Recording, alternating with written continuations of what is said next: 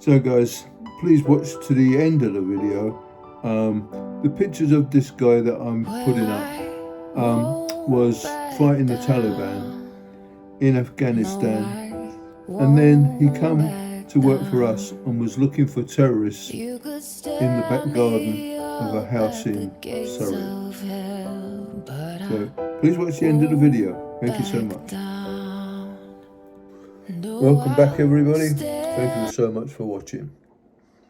So this video is going to cover why I became a vegan after eating meat for 60 odd years. What made that change happen? The story is quite unusual.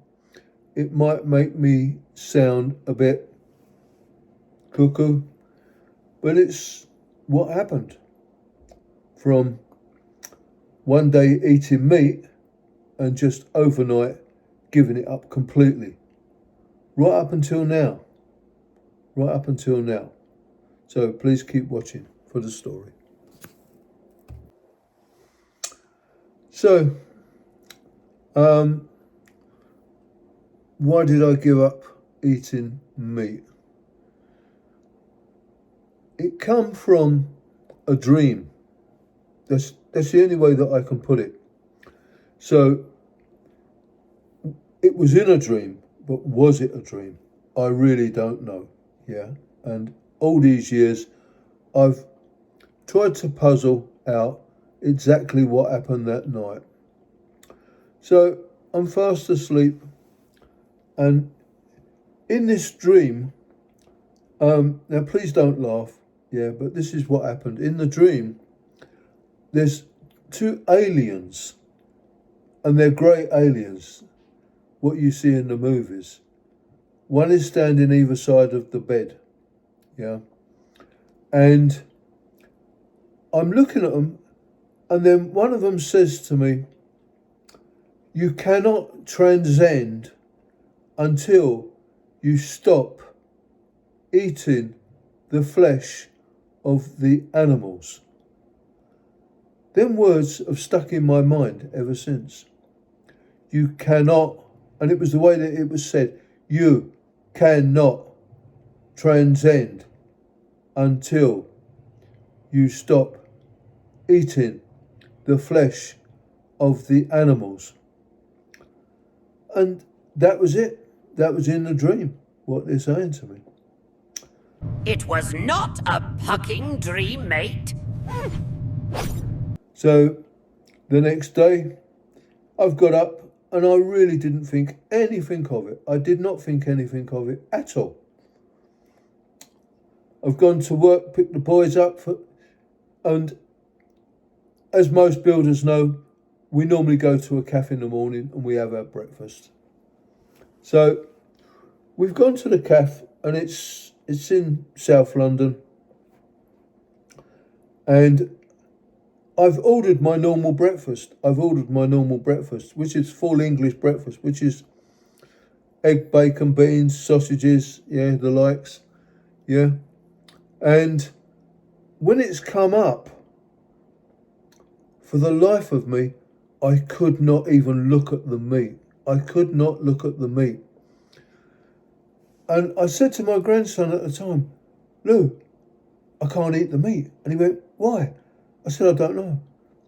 I said, "It looks raw to me, as if it's not cooked." And Lou being Lou, he went, "Guess it. No, that's all right. Your sausage is all right, Grandad." Puck all wrong with that sausage, Grandad. Tell the aliens to piss off. But it wasn't all right to me. I just could not eat that meat, yeah. And I left all of it. And they're all taking the piss out of me. "Well, what's wrong with you? I said, "I can't eat it."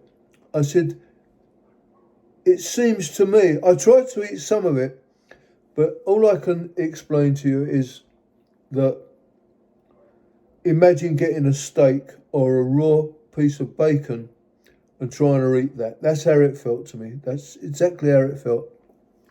And to cut a long story short, yeah, I have not eaten meat ever since that day. And that's over 15 years ago, yeah? Well, it's nearly 15 and a half years now, yeah? So, what caused that? What caused that? Anyone know in the comments?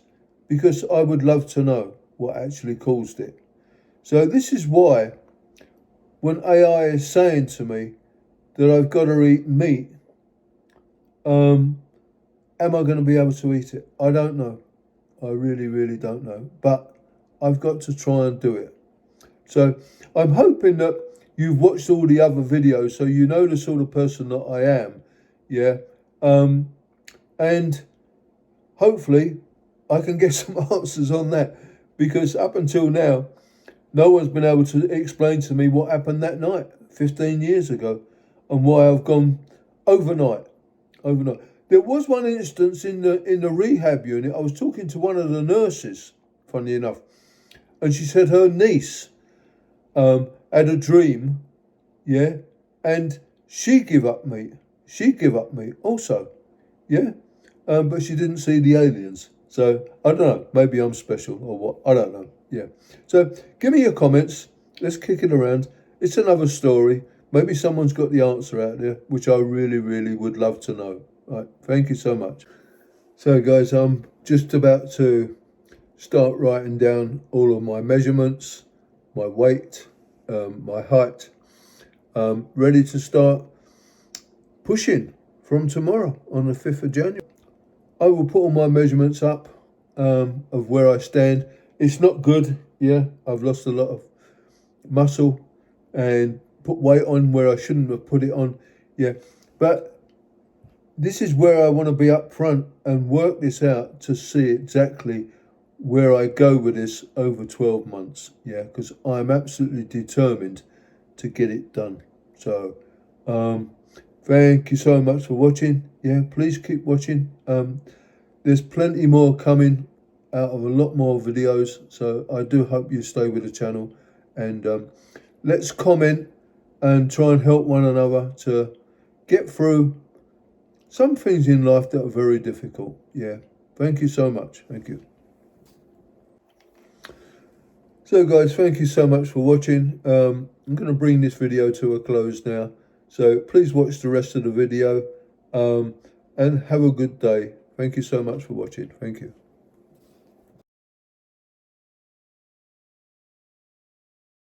Just a few pictures, guys, after fighting the Taliban in Afghanistan as a member of the parachute regiment.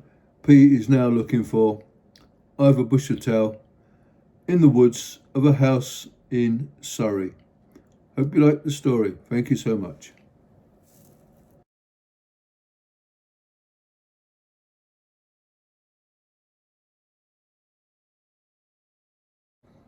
Welcome back, guys.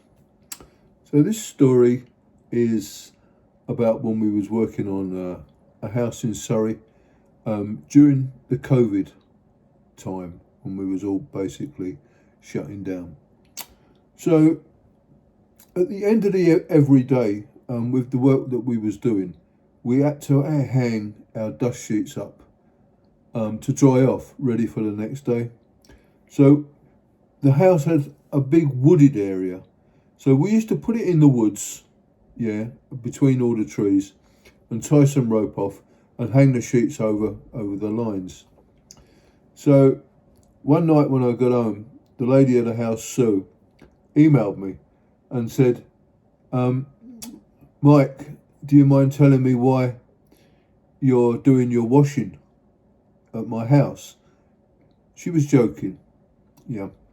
So I emailed her back and said, sorry, Sue. I said, the problem is, I said, you've got a migrant living in your trees, and according to the council, we've had to do their washing.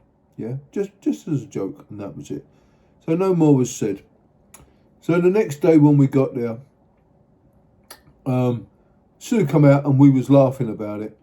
And then with that, one of my guys, P, yeah, I've actually done a story about him, yeah. He turned up in his van, pulled into the driveway, yeah, and he's ex-parachute regiment, yeah. So I said to him, P, we've got a problem here. And he went, well, what's that then, Mick? What's the problem? I said, it seems that there's a migrant living in Sue's trees. And he went, what? I said, it seems that there's a migrant living in the trees, yeah. He went, you're having a laugh. I went, no. I said, look, listen, I said, I haven't been over there. I said, but would you mind taking a look today, yeah? He said, yeah, of course I will. So he picked a lump of wood up and he's gone over into these trees, into the woods, and he's walking about. And then he comes back and he went, no, can't see anything in there. He said, I've looked everywhere. I said, have you looked up in the trees? And he went, well, yeah. He said, I couldn't see anything. I said, well, that's strange. I said, because I've got a picture of him. He went, you got a picture? I said, yeah. Got a picture of him up in the trees. He went, show it to me. So this is the picture that I showed him.